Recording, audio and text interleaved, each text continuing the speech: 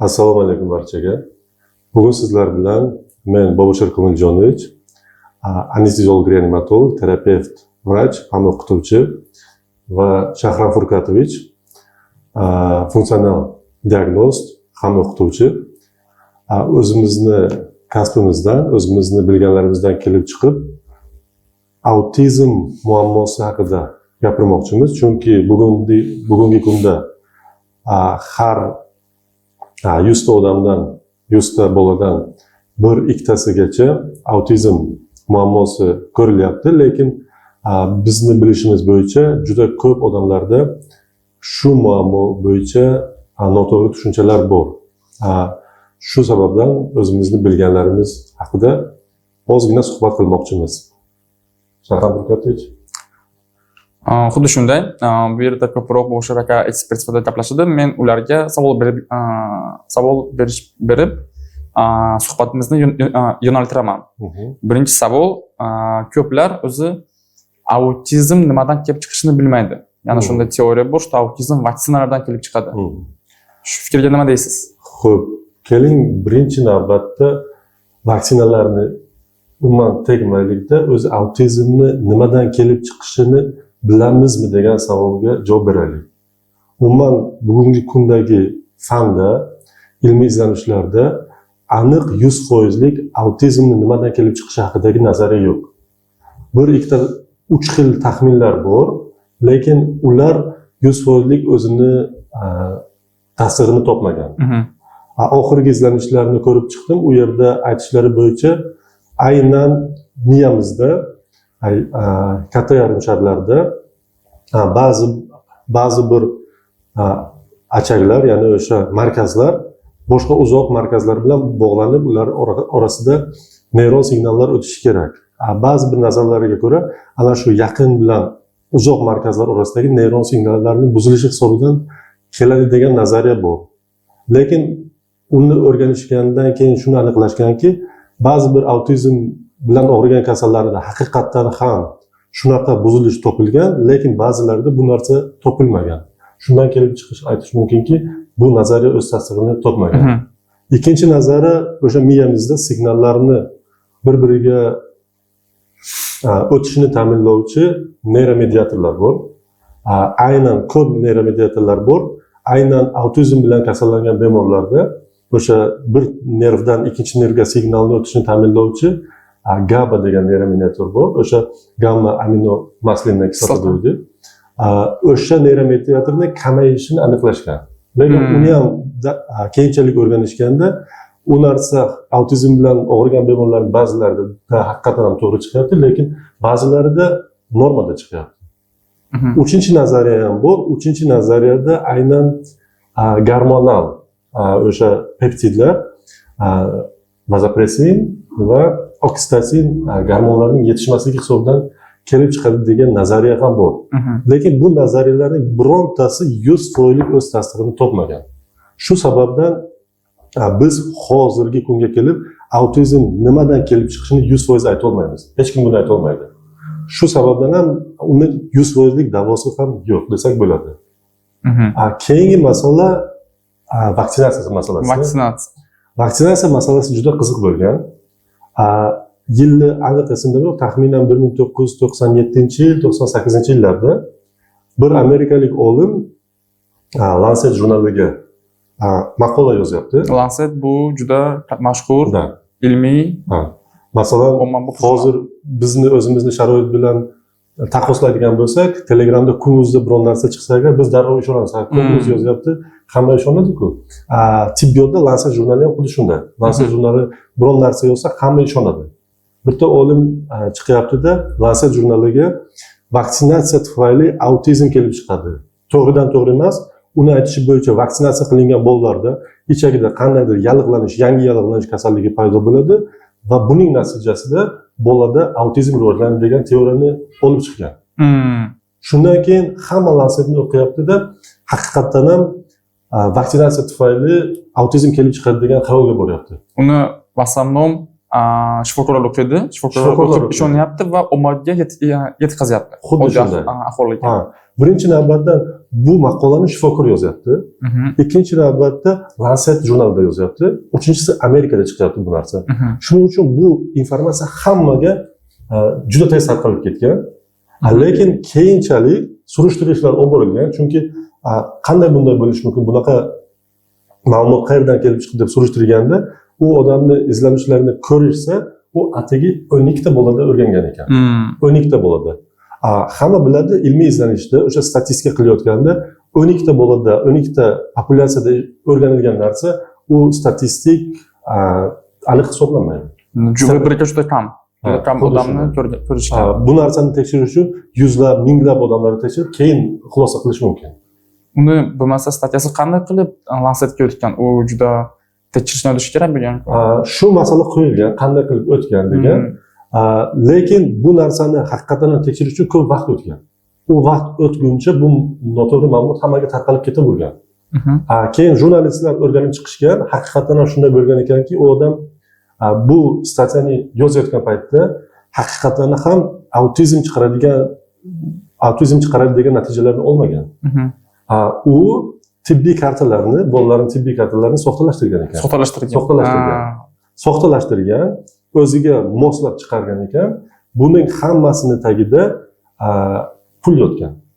Pul masalasi o'sha paytda vaksina chiqaradigan kompaniyani dushmanlari bu odamni nima qilgan? Pul bilan ta'minlagan. Shuning hisobidan bu odam tibbiy kartalarni soxtalashtirib, vaksinatsiya autizm chaqiradi deb ma'lumot ko'targan. Lekin bu narsani oxirigacha izlanishganda aniqlangan yolg'onligi. Bu chiqarilgan statsiya Lancetdan olib tashlangan va bu vrachlik litsenziyasidan mahrum qilishgan. Da, mana bu informatsiyani topdim. 98-yil Andrew Wakefield degan. Wakefield. Ana shu odam chiqargan ekan. Bir yil ichida keyin olishgan ekan o'sha. Ammo bir yilda olishmagan. Yo'q, 12 yildan keyin olishgan statsiyani. 12 yildan keyin olishgan. Maqola 1998-yilga chiqyapti Lancetda. 2010-yilda faqat olib tashlangan Lancetda. Shuning uchun ko'p muddatda turgani uchun unga hamma ishongan. Masalan, har doim shunday bo'lgan. Sizga yomon, bunaqa xavf bo'ladigan mavzu tezroq tarqalib ketadi. Bu yolg'on bo'lishiga qaramasdan ko'pchilik shu mavzuga ishonib ketgan. Bir yil o'tib boshlagan ekan protsess опровержения, то есть uni isbotini qarshi so'rashgan ekan, действительно 2010-yil keyin olgan ekan.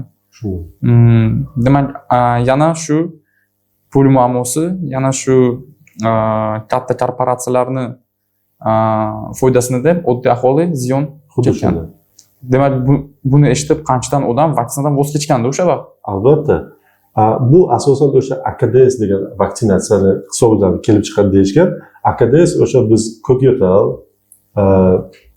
nimaga, stalniyak, qo'qshov va difteriyaga qilinadigan vaksinatsiya. Bu vaksinatsiyani haqiqatan ham qandaydir nazariyalar bo'lgan. Bu vaksinatsiya autizm chiqaradi degan nazariyalar bo'lgan. Lekin bu nazariya aynan vaksinatsiyani o'zini asosiy moddasi hisobidan emas, o'sha vaksina tarkibidagi qo'shimcha modda hisobidan degan nazariya bo'lgan. Shuning uchun qo'shimcha modda vaksinatsiyadan chiqarib tashlangan, o'rganilgan. U chiqarilgandan keyin ham autizmni kelib chiqish chastotasi o'zgarmagan. Ya'ni o'sha qo'shimcha moddani vaksinatsiya autizm chaqiradi degan nazariya ham inkor etilgan. Ya'ni vaksinatsiya va uning tarkibidagi har qanday modda autizmni chaqiradi degan aniq dalillar yo'q bugungi kunda. Siz ham shu fikr tarafdorisiz, to'g'rimi? Albatta. Men har doim birovdan eshitganim yoki o'zim o'ylab chiqargan narsaga emas, aynan ilmiy izlanishlar, tadqiqotlar qanday xulosaga kelsa, shunga ishonaman va shuni boshqalarga ham ulashishga harakat qilaman. Yana bitta savol, ko'p odamlar o'ylaydi, что avlida autizm bo'lsa, demak unga ham bolalarga o'xshashi mumkin. Ya'ni u nasliy. Bunga ham bironta statistikani bilasizmi? Ha, bu bor gap. O'zi autizmni kelib chiqishi ma'lum bo'lmasa ham, qandaydir faktorlar tufayli kelib chiqishi taxminan o'rganilgan. U faktorlar bitta faktor emas. Tashqi muhit faktorlari ham bo'lishi mumkin. Qandaydir dori vositalari ham bo'lishi mumkin. Onani o'sha homiladorlik davridagi bo'ladigan ta'sirlar ham bo'lishi mumkin. Bironta nojo'ya dori ta'siri bo'lishi. Nojo'ya dori ta'sirlar yoki qandaydir tekshiruv ta'sirlari bo'lishi mumkin. Unga qo'shimcha sifatida siz aytayotgan irsiy ham bo'lishi mumkin. Ya'ni autizm avloddan avlodga o'tishi aniqlangan. Ya'ni bu qanday ma'noda? Agar autizm bilan og'rigan odamlarni avlodlari, farzandlari yoki undan keyingi kelajak farzandlari o'rganilganda haqiqatan ham autizm bilan og'rimagan bemorlarga nisbatan bu oilada autizm ko'proq uchraydi. Bu degani, ya'ni unga qandaydir irsiy moyillik bor.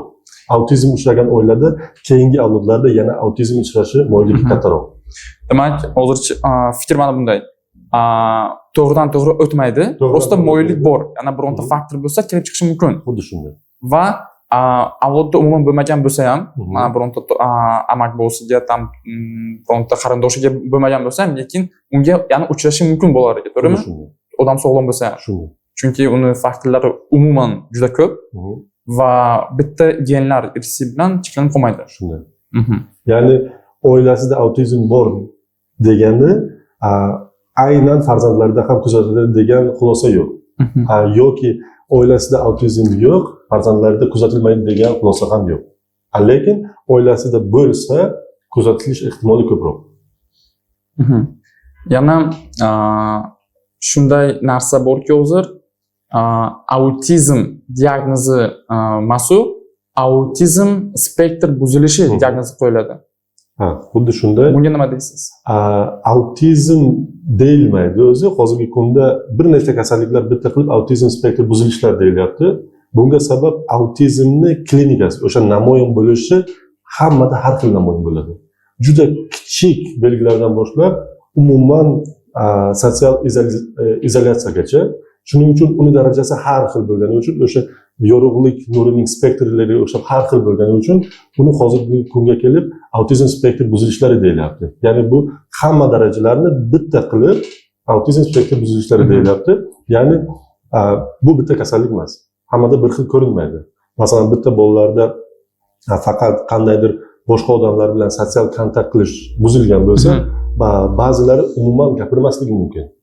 Boshqalari umuman faqat o'sha izolyatsiya bo'lib, yorug'likdan yoki ovozlardan, shovqin, ovozlardan qo'rqib umuman tashqariga chiqmaydigan bo'lishi mumkin. Shuning darajalari har xil bo'lgani uchun umumiy qilib autizm spektr buzilishlari degan oxirgi diagnostika qo'yilyapti. Oldinlari autizm degan kasallik bor edi. Genetik autizm, keyin atipichniy autizm, keyin Asperger sindromi, shularni o'zi hammasini birlashtirib autizm spektr buzilishi deyiladi. То есть hozir yana oydinlikka biroz kiritsam o'zimdan, ko'p aholi autist degan narsani eshitsa, birdan kallasiga aqli zaif yoki hech kim bilan aloqa qilmaydigan va hech qanday fikrlashga ega bo'lmagan odamni tasavvur qiladi. Lekin aslida hozirda autizm kasalligi bu eng tarqalgan desa ham bo'ladi. Mana bu masalada ko'pchilik siz aytgandek autizmni aqli zaif deb tushunadi. Autizm umuman aqli zaiflik emas. Autizmda aql, o'sha kognitiv qobiliyatlar buzilmagan bo'ladi. Autizmda qabul qilish sezgi organlari juda kuchli rivojlangan. Masalan, tasavvur qiling, hozir mana shu xonada, mana bu to'yxonada qo'yiladigan kolonkalar bor-ku. Kolonkalarni qulog'ingizga qo'yaman-da, baland qilib muzga qo'yaman. Va sizdan men bilan gaplashishni talab qilaman. Siz men bilan qanday gaplashasiz o'sha holatda? Umuman bunday iloji yo'q bo'lmaydi. Xuddi shunday. Qiyin bo'ladi. Autizm bilan og'rigan bolalar ham xuddi shunday holatda. Ular atrof muhitdagi shovqin, yorug'lik, hid yoki qandaydir ta'mlarni xuddi qulog'ingizga kolonka qo'yganda yoki yuzingizga fonar tutganda sezadi. Shuning hisobidan buni kuchli ta'sir hisobidan boshqalar bilan kontakt qilishga qiynaladi. Ular aslida hech qanday aqli zaif emas. Ular shunchaki bizga oddiy tuyulgan shovqinlarni, yorug'likni, ta'mlarni juda kuchli sezadi. Shuning hisobidan ular biz bilan kontakt qila olmaydi. Ikkinchidan, ularni eng qiynaladigan tomoni, ular biz oddiy tushunadigan sotsial normalarni tushunmaydi. Masalan, men sizga qo'l uzatsam, siz kutib tursam, albatta qo'l uzatasiz. Ular bu narsani tushunmaydi. Chunki ularga bu narsa qandaydir o'rgatilishi kerak. Masalan, biz buni o'zimiz ko'rib o'rganib asosda o'zimiz bajarishni boshlasak autizm bilan og'rigan bolalarga buni o'rgatishimiz kerak. Ularni miyasi bu narsaga moslashmagan. Ular biz bilgan narsa, biz uchun oddiy bo'lgan narsalarni boshqacha qabul qiladi. Shuning uchun ulardan gapirishni xohlasa, qo'l uzatishni xohlasa yoki gapirayotganda ko'zga qarab turishni xohlasa, ular bu narsani tushunmaydi. Ular uchun bu narsa yo'q narsaday gap. Demak, autizm bu hamma vaqt ham aqli zaif emas. Xuddi shunday. Va ko'pincha aslida aqli zaif emas ular. Nabarot ba'zi vaqtlarda ular idrok jihatdan juda kuchli bo'lishi mumkin. Va masalan, eng boy odam Elon Musk 2021-yil shu haqda aytganki, что unga autizm spektr buzilishi bor deb aytgan. Ammo albatta buni hech qanday vrach tadqiq qilmagan. Siz shunga nima deysiz? Unga bormi, yo'qmi? Men aynan Elon Musk haqida bilmayman, lekin Microsoft kompaniyasining asoschisi Bill Gates haqida men yaqinda statistika ko'rdim. Undan tashqari Albert Einstein haqida ham eshitdim. Unda ham autizm spektr buzilishi bo'lgan ekan. Ya'ni autizm bilan og'rish miyaning o'sha aqliy faoliyatiga, kognitiv faoliyatiga ta'sir qilmaydi. U faqat o'sha qabul qilish, sezgi va kontakt, boshqa sotsial kontakt ta'sir qiladi. Shuning uchun ularda haqiqatan ham aqliy faoliyati boshqalarga nisbatan yaxshiroq rivojlangan bo'lishi mumkin. Masalan, bironkini kichkina bolachasi bor. Qanday qilib unga shu autizm spektri buzilishi borligi haqida shubhalanish mumkin va vrachga borish mumkin? Qaysi holatda? Hozirda maxsus screening testlar bor. Uni maxsus o'rgatilgan psixiatrlar o'tkazadi. Hozirgi kunda autizmning diagnostikasi taxminan bolaning 18-24 oylik paytida qo'yiladi. Ya'ni autizm diagnostika qo'yish uchun unga gapirishni boshlashi, sotsial hayotni boshlashi shart emas. O'sha 18-24 oyligida uni skriningdan o'tkazish kerak bo'ladi, maxsus psixiatrda. Va shu skrining natijasida keyin autizm spektr buzilishi diagnostikasi qo'yilsa bo'ladi. Bizda bor. Bizda bor, psixiatrlar bu bo'yicha ishlaydi. Yana bitta tomoni, bu yerda yana bitta narsa bor. Bola kech gapirishni boshlaydi yoki umuman gapirmasligi mumkin. Shu joyda ham ko'proq nevropatologlar yoki ba'zi holatda psixiatrlar ham xatolikka yo'l qo'yishi mumkin. Ba'zida bolalarning eshitish qobiliyati buzilishi mumkin. Ularning eshitish qobiliyati buzilganligi tufayli ham uni gapirmayapti, sotsial kontakt qilmayapti deb autizm noto'g'ri diagnostika qo'yilishi mumkin. Shuning uchun albatta o'sha gapirish kechikadigan bo'lsa yoki sotsial kontaktlar buziladigan bo'lsa, albatta birinchi o'rinda quloq eshitish qobiliyati tekshirilib, agar eshitish qobiliyati normada bo'ladigan bo'lsa, keyinchalik maxsus psixiatrda skrining test o'tkazish kerak bo'ladi. Faqat o'shandan keyingina bu bolada autizm bor degan, autizm spektr buzilishlari bor degan diagnostika qo'yish mumkin. Uni har qanday pediatr yoki nevropatolog qo'ya olmaydi, maxsus psixiatrlar qo'yishi kerak. Maxsus psixiatr. Nevropatolog, pediatr faqat shubha bor deb xuddi shunday yo'naltirishi kerak bo'ladi. Masalan, bironta ota-onaga pediatr shubha bor deb aytdi. Ota-ona panika qilishni boshladi. Siz ularga nima maslahat berasiz? Birinchi navbatda xavotir qilish kerak emas. Birinchidan u hozir autizm bor deb shubha qilinganda haqiqatan ham autizm bo'lmasligi mumkin. Ba'zi bolalarda haqiqatan ham o'sha introvert bo'lib, keyinroq sotsial kontaktga kirib qo'shilib ketishi mumkin. Ikkinchi navbatda albatta barvaqtroq, tezroq bolalar psixiatriga olib borish kerak. Haqiqatan ham autizm spektr buzilishlari bormi, yo'qmi diagnostika qilish kerak. Agar bor bo'lsa, juda ham o'sha diagnostika qilingan paytidan erta davridan davolash, o'rgatish muolajalarini boshlash kerak. Statistikada shu narsa bor. Qancha oldin, qancha erta diagnostika qilinsa, shuncha unga yordam berish, shuncha davolash oson kechadi va samarali bo'ladi. Afsuski, bizda baribir shunaqa narsa bor. Vrachga ishonmaslik, masalan, yana yomon xabarni ignor qilish. То есть, masalan, не только shu autizm, boshqa bironta yomon kasallik haqida vrach xabar bersa, bu faqat bizda emas, ko'p hollarda shunday, 5 ta anavi bor-ku, etap qabul qilish. Birinchisi, по-любому отрицание, ya'ni inkor qilish. То есть, yo'q, mana bolada bunaqa bo'lmaydi, bunaqa bo'lishi mumkin emas deb psixiatrga bormaydi va bolasi bilan ishlamaydi. Bu aksincha ekin, demak, barvaqt ishlamasa, bu demak aksincha vaziyatni yanada qiyinlashtiradi. Xuddi shunday. Birinchi navbatda autizm bilan og'rigan bola qancha yoshi katta bo'lib ketaversa, shuncha qiynalib ketaveradi. Chunki uni hech kim tushunmaydi.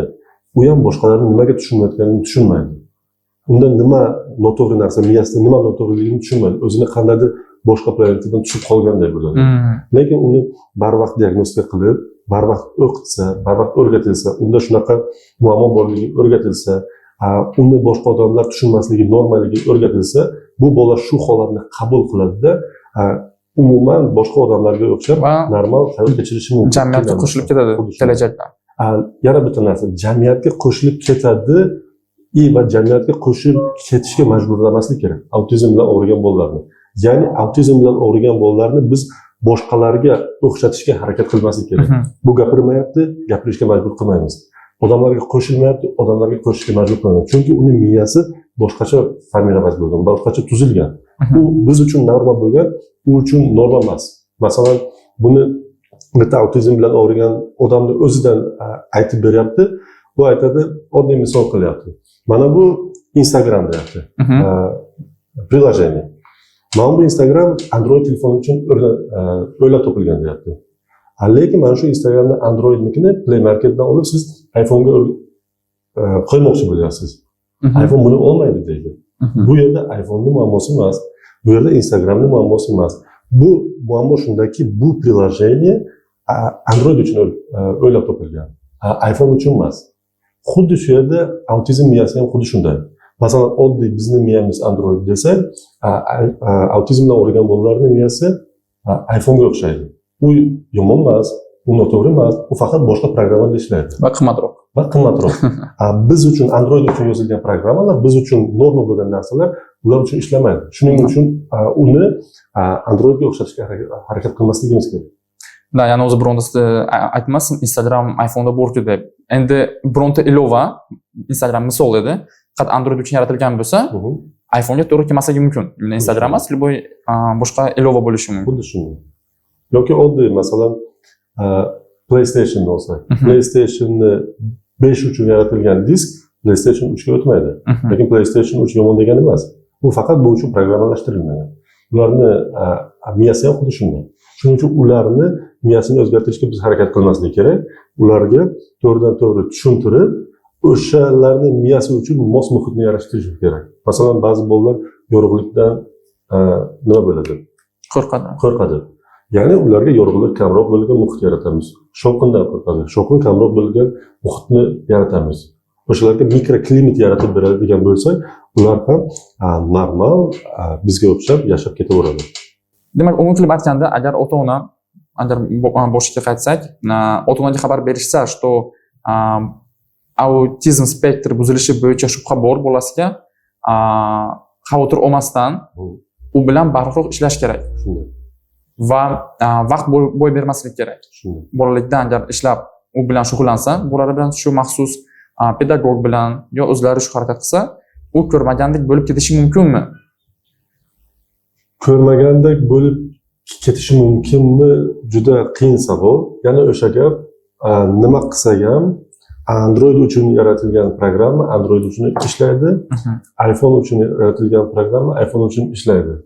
Ular bizga o'xshab ketishi mumkin, lekin o'zini majburlab maskirovka qilib. Ya'ni autizm bilan og'rigan bolalar bizga o'xshab ketmaydi. Ularning miyasi bizga o'xshab ketmaydi, lekin o'zlarini majburlab maskirovka qilib bizga o'xshatadi. Ya'ni ular boshqalar bilan gapirishni xohlamaydi, lekin o'zini majburlab gapiradi. Qiynaladi buning uchun. Yoki qandaydir birovni ko'ziga qarab gapirishni xohlamaydi, lekin majburlaydi. Kun bo'yi o'zini shunday majburlaydi. Keyin uyga kelib, o'sha sriflar bo'ladi. Ana u qo'lini qimirlatishni boshlaydi, oyog'ini qimirlatishni boshlaydi, bitta joyga qarab turishni boshlaydi. Lekin kun bo'yi ko'chada o'zini bizga o'xshatib yurishi mumkin. Lekin uni miyasi birdaniga o'zgarib qolmaydi. Nima qilsak ham o'zgarib qolmaydi. Shuning uchun biz uni o'zgartirishga qancha harakat qilsak, shuncha qiynalaveradi. Shu masalan o'rtacha autizm desak, bular o'rtacha autizm shu yengil bo'lib ketishi mumkinmi? Yengil holatda. Bu ham xuddi shu narsa. Bizni nazarimizda u sotsial aloqaga chiqyapti, jamiyat bilan qo'shilyapti, lekin u o'zini buni majburlab qiladi, maskirovka qiladi. Biz uchun kulib yuradi, qo'shilib yuradi, lekin aslida u o'zi yengillik bundan sezmaydi. Faqat atrofdagilar yengillik sezadi. Ya'ni u o'rgangan, shu agar shunday o'zini tutsa, ota-onalari xursand bo'ladi, boshqalar undan shikoyat qilmaydi. Shunday. Bilamizki, ba'zi vaziyatda autizm juda og'ir kechishi mumkin. Ya'ni bola umuman hech kim bilan aloqa qilmaydi va hech qanday aqliy qobiliyat ko'rsata olmaydi. Ya'ni aqliy qobiliyat juda past bo'ladi. Shular kelajakda o'zgarishi mumkinmi va kelajakda jamiyatda o'z o'rnini topa oladimi? Bironta kasb egasi bo'la oladimi yoki ularga hamma vaqt ota-onasi qarashi kerak bo'ladimi? Xo'p, bu yerda bitta narsani tushunishimiz kerak. Autizm har doim ham yagona asosiy kasallik bo'lib kelmaydi. U ko'pincha boshqa genetik xromosom kasalliklari bilan qo'shilib keladi yoki natijasida kelib chiqishi ham mumkin. Aynan o'sha og'ir kechadigan autizmlar ko'proq shu holatlarga to'g'ri keladi. Masalan, o'rganilgan ko'proq Down sindrom bilan og'rigan bemorlarda yoki boshqa genetik kasalliklar bilan og'rigan bemorlarda autizm ko'proq kuzatiladi. Shuning uchun bu bolalarni o'sha kelajakdagi hayoti, jamiyat bilan qo'shilib ketishi yoki o'sha sotsial kontaktlari asosiy kasallik bilan bog'liq. Ya'ni uni aynan autizm tufayli jamiyatdan ajralib qolishi emas, balkim asosiy boshqa bu holatga sabab bo'lgan kasalliklar tufayli to'liq tuzalib ketishi yoki to'liq jamiyatga qo'shilib ketishi ozgina qiyin bo'lishi mumkin. Shu hisobga olinishi kerak bu yerda. Ikkinchi navbatda og'ir autizmlarda albatta ota-ona o'zi emas, maxsus pedagoglar, maxsus psixiatr bilan ish olib borib, kerak bo'ladigan bo'lsa agar dorilar, o'sha farmakologik yordam ham berilishi kerak. O'zi odatda o'sha o'rta yengil ketadigan autizm spektr buzilishlarida hech qanday dori preparatlar berilmaydi. Faqat o'sha o'zimiz bilgan jamiyatlashtirish darslari, o'qitishlar olib boriladi. Mana bunaqa og'ir kechadigan nimalarda, autizmlarda ularda depressiya bo'ladi, ularda qo'zg'alishlar bo'ladi. Shularni to'g'ri olish uchun yoki oldini olish uchun ularga antidepressantlar, unda ularga antipsixotik preparatlar beriladi.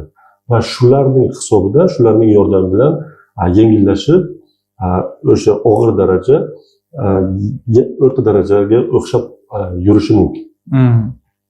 Tushunarli. Yengil autizm bilan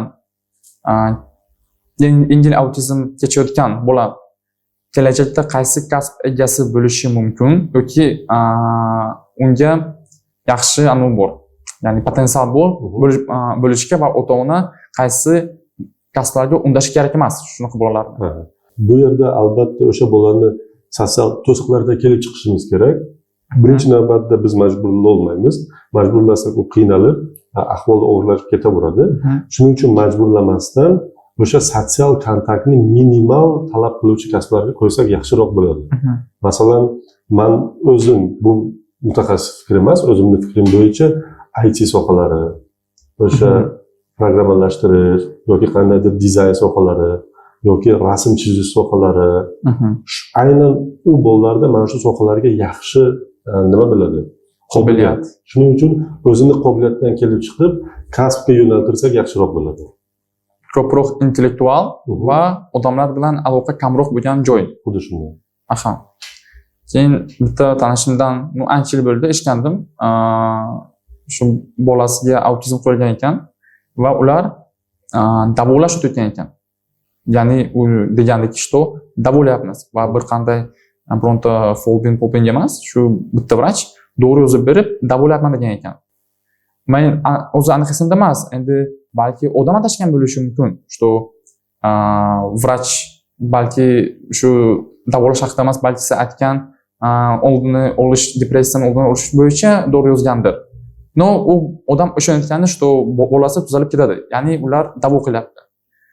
Boya gaplaringizdan kelib chiqib aytsak bo'ladimi, demak davosi yo'q autizmni va uni davolash mumkin emas. Hozirgi kunga kelib autizmni dori preparatlari bilan davolash taktikasi yo'q. Agar kimdir davolayapman deb yoki davolayman deb aytayotgan bo'lsa, ehtiyot bo'lish kerak. U birinchidan noto'g'ri tushunib davolashi mumkin, ikkinchidan mana shu holatni to'g'ri davolamaslik tufayli og'irroq darajalarga o'tib kelishiga sabab bo'lishi mumkin. Shuning uchun albatta ehtiyot bo'lib, faqat mutaxassis bilan ishlash kerak. Oddiy nevropatolog, oddiy pediatrlar bilan bu holatda ishlash to'g'ri kelmaydi. Maxsus o'qitilgan bolalar psixiatri bilan ishlashimiz kerak. Ya'ni bitta vrach bilan cheklanish kerak emas, albatta ikkita uchta fikrni eshitish kerak. Ba'zilar bor yana domlaga olib borishadi. Tam o'qitishadi yoki bironta shu isirg'i bilan davolaydigan ayollarga olib borishadi, qari kampirlarga. Shularga qanday qaraysiz? Yaxshi qarayman. Kulgim keladi. Lekin bu juda katta bizni o'zimizda sotsial muammo. Bizda endi birinchi navbatda bizda eskidan qolib ketgan shunaqa metodikalar bor. Qandaydir domlaga yoki qandaydir ayollarga, ko'hringa o'xshagan odamlarga borib o'qitib, qandaydir damlamalar berib, nimalarni qilib davolashga harakat qilish. Bu nima uchun sodir bo'ladi? Bunga asosiy sabab ular oson, yengil davolashni va'da qilishadi. Shuning uchun albatta har qanday ota-ona, har qanday odam bolasini tuzalishini xohlaydi. Har qanday joydan yordam qidiradi, albatta najot qidiradi, majbur bo'lib borishi mumkin. Lekin shu narsalar oddiy kasalliklarni, oddiy autizm holatlarini davolashni kechikishiga va to'g'ri davolashni buzilishiga sabab bo'lishi mumkin. Shuning uchun albatta men faqat mutaxassis bilan ishlashni tavsiya qilaman. Da, fikringizga qo'shilaman. Mana bunaqa davolash o'zi zarari bo'lmasligi mumkin, lekin shu davolashga faqat shu davolashga ishonib, doktorga olib bormasdan, specialistga olib bormasdan davolashni kechiktirishlari mumkin. Хотя бы mayli, masalan, ular netraditsion tibbiyotga agar borayotgan bo'lsa, tam bironta xolaga isirg'i bilan urayotgan bo'lsa, mayli borsin, no specialistga ham parallelni bo'lsin. То есть, ya'ni tibbiyotga va agar faqat tibbiyotga ishonmasligi xohlasa, boshqa uni ham ko'rishi mumkin deb maslahat bersak, menimcha to'g'ri bo'ladi, chunki baribir bizni odamlarimizga o'zi tushuntirib bo'lmaydi, что bu narsalarning foydasi yo'q va tibbiyotga vaqt bo'lish kerak deb. Davolashni iloji yo'q deyapsiz, ya'ni hozirda hech qanday dori darmon yoki bironta muolaja yo'q. O'zi nimaga shunday? Nima davolash mumkin emas? Birinchi navbatda davolash uchun biz uni aniq sababini bilishimiz kerak. Qanday miyada yoki organizmda o'zgarishlar bo'layotganini aniq bilsak, o'shanga qarab davolashimiz mumkin. Lekin bitta qiziq ilmiy izlanish olib borilgan yaqinda Amerikada, adashmasam Stanford universitetida. Ular o'rgangan narsa shuki, oksitosin va vazopressin gormonlari. Oksitosin gormonini ko'pchilik biladi, bu o'sha ayollarga tug'ruq paytida qilinadigan gormon. Lekin u faqat tug'ruqga emas, boshqa holatlarda ham yordam beradi. Aynan aniqlanishi bo'yicha oksitosin gormoni onani bola bilan bog'laydigan sotsial gormon. Mehr gormoni. Onalik gormoni oksitosin. Shuni o'rganishgan ekanki, agar onada oksitosin yetishmasa agar, onani bolaga nisbatan mehr bo'lmas ekan, bola bilan yaxshi muloqotga kira olmas ekan. Shu teoriyadan kelib chiqib, autizmni davolashga oksitosin, vazopressin gormonini ishlatishni boshlashgan ekan. Bu klinik ishlatilmagan, faqat tadqiqot uchun, ilmiy izlanish uchun ishlatilgan. Haqiqatan ham ba'zi bir autizm bilan og'rigan bolalarda oksitosin qilingandan keyin vazopressin o'zi oksitosin onaga emas, bolaga qilinyapti, to'g'rimi? Bolaga qilingandan keyin uni boshqalar bilan kontakt, boshqalar bilan aloqasi yaxshilangan.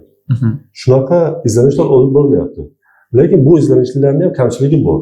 Shuni aniqlashibdiki, shu narsa aniq bo'ldiki, ba'zi autizm bilan og'rigan bolalarni qonida, orqa miya suyuqligida oksitotsin darajasi pasaygan bo'lar ekan. Ba'zilarida normada bo'lar ekan oksitotsin darajasi. Aynan o'sha qaysi bolaga oksitotsin darajasi pasaygan bo'lsa, unga tashqaridan burun orqali oksitotsin qilinganda ularga haqiqatan ham yordam beryapti. Bitta oydinlik kiritsam, bu oksitotsin gormoniga o'zi onaga to'g'ri vaqtda dedingiz-ku. Ya'ni oydinlik kiritish kerak, bu gormon o'zi odatda chiqariladi, to'g'rimi? Organizmda. Xuddi shunday. Va nafaqat ayollarga, ham erkaklarda ham bor bu gormon. Bitta shu gormon haqida, bitta o'zi haqida biroz aytib bering. U kimlarda bor va qayerda ishlab chiqariladi organizmda va nima ta'siri bor o'zi? Oksitotsin gormoni o'sha peptid gormon, uni organizmda funksiyasi juda ko'p. O'sha katta funksiyalardan biri sotsial muloqotni ta'minlaydi. Ya'ni o'sha oksitotsin tufayli biz boshqa birovga mehr qo'yamiz, o'sha bilan gaplashishimiz keladi. Shu narsani ta'minlaydi. Oksitotsin gormoni ham ayollarda, ham erkaklarda ishlab chiqariladi. Lekin uni ko'proq ayollarga o'rganilgan sabab oksitotsin gormoni tug'ruq paytida matka, bachadonni qisqarishiga yordam beradi. O'sha tug'ruqga yordam beradi. Ikkinchi navbatda oksitotsin gormoni o'sha bola ayolni emgan paytida, ko'krak orqali ovqatlantirgan paytida oksitotsin gormoni rivojlanadi va o'sha sut chiqishiga yordam beradi. Shuning uchun oksitotsin gormoni ko'proq ayollarda o'rganilgan, lekin u aslida ham erkaklarda bor, ham ayollarda bor. Shundan kelib chiqib aytsa bo'ladiki, oksitotsin gormonini bersak bolalarga yoki kattalarga, u ko'krakdan sut chiqarishi mumkin yoki o'sha bachadonni qisqartirishi mumkin. Shuni inobatga olib, mana bu ilmiy izlanishlarda oksitotsin gormoni ko'proq o'g'il bolalarga berilyapti. Ya'ni ularda bunaqa nojo'ya ta'sirlar bo'lmaydi. Ularda bachadon qisqarmaydi yoki sut bezlaridan sut chiqishi kuzatilmagani uchun bolalarga berilyapti. Bunga yana bitta sabab o'zi autizm kasalligi ko'proq o'g'il bolalarda bo'ladi. Taxminan statistik 4/1. Har 4 ta o'g'il bolaga bitta qiz bola to'g'ri keladi. Shuni hisobidan asosiy ilmiy izlanishlar o'g'il bolalarga olib borilyapti va o'sha ona bilan bolani bog'lab turuvchi sotsial gormon nimaga autizm bilan og'rigan bolalarni burun orqali sprey bilan berilyapti. Shuni berilgandan keyin ba'zi bir bolalarda haqiqatan ham sotsial kontakt yaxshilanishi kuzatilgan. Mana bu statistika qiziq ekan. 4 o'g'il bolaga bitta qiz bola to'g'ri kelar ekan. Bu yerda bitta oksitotsin emas, vazopressin degan gormonimiz ham bor. Ularning ikkovini funksiyasi bir xil. Bu ham o'sha 9 ta amino kislotadan tashkil topgan, bu ham o'sha 9 ta amino kislotadan tashkil topgan. Ular bir xil vazifa bajaradi. Faqat oksitotsin ko'proq dostupni, qulay bo'lgani uchun oksitotsinda o'rganilgan. Lekin vazopressin bilan ham tadqiqotlar olib borilyapti. Vazopressin gormoni haqida aytsangiz-chi? Vazopressin gormoni ham o'sha pepsid gormonimiz miyamizda ishlab chiqariladi. Organizmda funksiyalari ko'p, lekin uni ko'pchilik antidiuretik gormon sifatida yaxshi biladi. Ya'ni o'sha buyraklarimizda siylikni qaytib so'rib oladigan gormon sifatida yaxshi biladi. O'sha gormon ko'payib ketgan odamlarda siylik ajralishi buziladi va o'sha organizmda suv to'planib qoladi. Shuning hisobidan uni ko'proq odamlar antidiuretik gormon deyiladi. Uni vazopressin deb atashlariga sabab u tomirlarni qisqartirilgani tufayli qon bosimini ko'tarishga yordam beradi. Shuning uchun u vazopressin deyiladi. U uning periferik funksiyalari, ya'ni o'sha pochkalarga, qon bosimiga ta'sir qiladigan funksiyasi. Undan tashqari vazopressin gormoni miyada mediator sifatida ish olib boradi va u ham aniqlanishi bo'yicha sotsial kontaktga javob beradi. O'rganilgan, o'sha vazopressin yetishmaydigan bemorlarda sotsial kontakt buziladi. Tushunarli. Uni hozirda kelib chiqib tibbiy rivojlanishdan yosh bolalarga autizm diagnozi, autizm spektr buzilishi diagnozi qo'yilyapti. Ammo shu 15-20 yil oldin, endi hali bunday rivojlanmagan paytda tibbiyot ko'p bolalarga shu diagnoz qo'yilmagan. Ular hozir ulg'aygan. Ba'zilari masalan o'z o'rnini topib ketgan bir amallab. Shu ichida endi eshityapti, shu autizm spektr buzilishi bor va shunaqa narsa. Shubhasi bor. Unga shu autizm spektr buzilishi bor. Ular o'zi nima qilishi mumkin va bunga e'tibor berish kerakmi? Qiziq narsa bo'lgan. yaqinda shu taxminan 2010-yillardan keyin birta ayol nimaga leksiyaga kelyapti, autizm bo'yicha leksiya ketyapti. O'sha leksiyada autizmning belgilari aytilyapti. U ayol 70 yoshga kirgan, o'sha belgilaridan kelib chiqib o'zida autizm borligini topyapti. Borib haqiqatan psixiatrdan o'tsa, unda autizm diagnostikasi qo'yilyapti.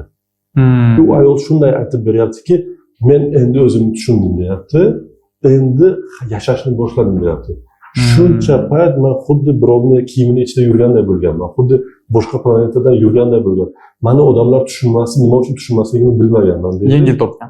Yengil topgan. Ya'ni o'sha diagnostika qo'yilishi, o'sha autizm borligini tushuntirib berilishi, ularni buni qabul qilib, o'zini qandayligini qabul qilib, normal o'sha sotsial hayot kechirishga yordam beradi.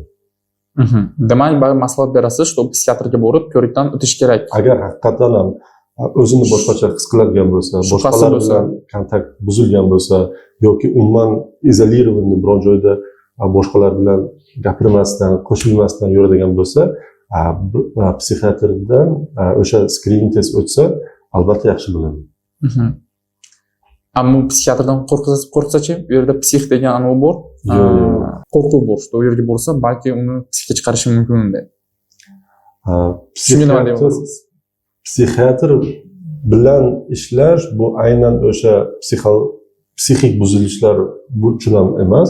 Bu har qanday odam albatta kamida yosh o'tgan sari 5 yilda bir marta psixiatr ko'rikdan o'tishi kerak.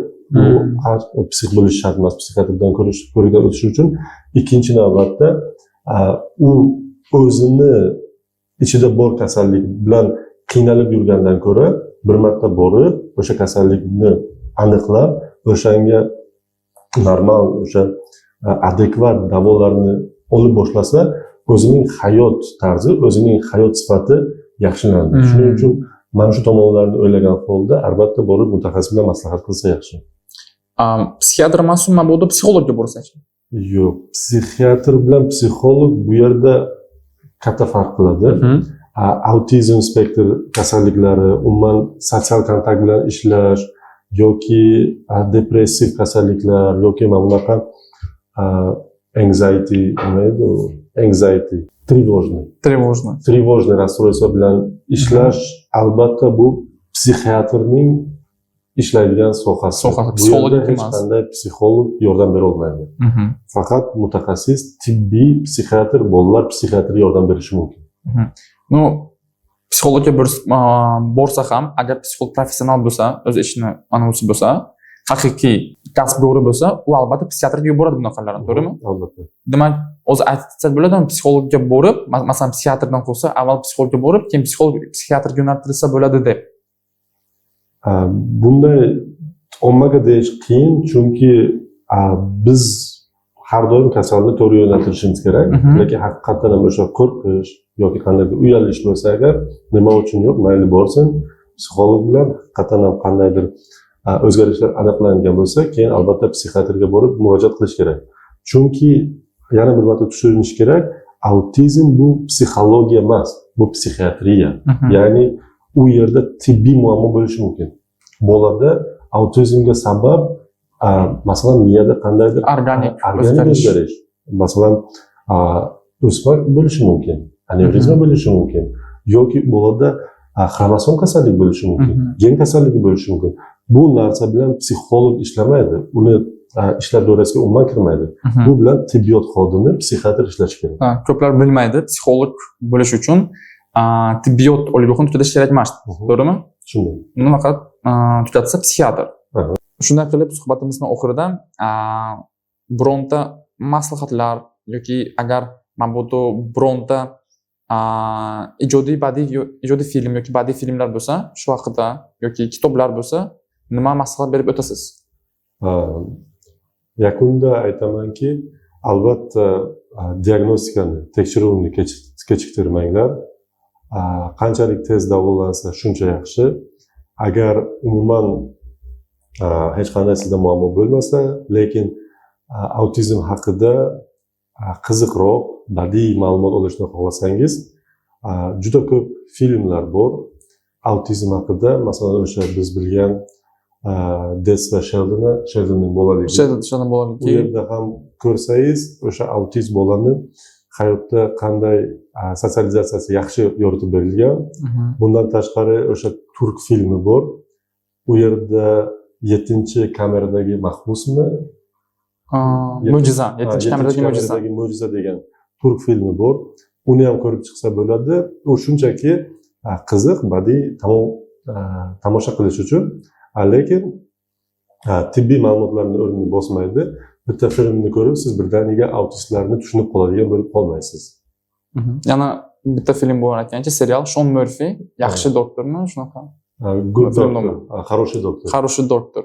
Unda ham shu bosh qahramon autizmi bor va u professional vrach bo'ladi. Autizm diagnoziga qaramasdan. Meditsinaga, tibbiy seriallarni qiziqadiganlar bo'lsa, o'sha хороший doktor filmida asosiy bosh qahramon autist bo'ladi, xirurg bo'ladi. Buni ko'rsa ham juda qiziq film. Shunday, rahmat qiziq ma'lumotlar uchun. Umid qilib qolamizki, siz uchun ham qiziq bo'ldi va oxirigacha ko'rdingiz. И bittami, хотя бы kamida ikkita odam уже shuni bilib va boshqalarga targ'ib qilsa, biz уже juda xursand bo'lamiz. Albatta, like bosib, kommentariyalar yozishni unutmanglar. Shahar Urkazi, sizga ham katta rahmat, kelganingiz uchun. Sizga ham boshqalarga katta rahmat. Salom bo'ling. Xayr, salomat bo'ling.